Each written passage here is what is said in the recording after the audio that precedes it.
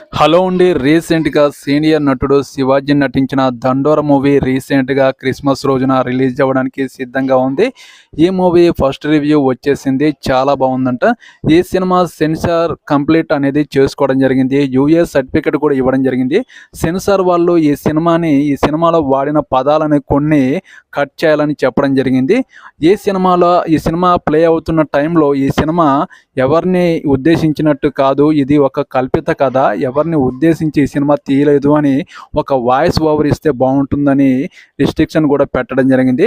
ఈ cinema story ఏంటంటే, ఒక మనిషి పుట్టిన దగ్గర నుంచి చనిపోయేంత వరకు ఎలాంటి సిచ్యువేషన్ జరుగుతుంది అనేది ఈ సినిమా కథ నడుస్తుందంట.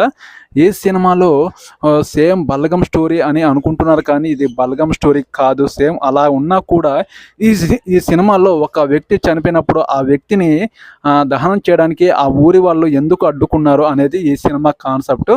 ఈ సినిమా గ్రామీణ నేపథ్యంలో వచ్చిన ఈ సినిమా స్టోరీ మిమ్మల్ని అందరినీ ఆకట్టుకుంటుందని డైరెక్టర్ కూడా చెప్పడం జరిగింది.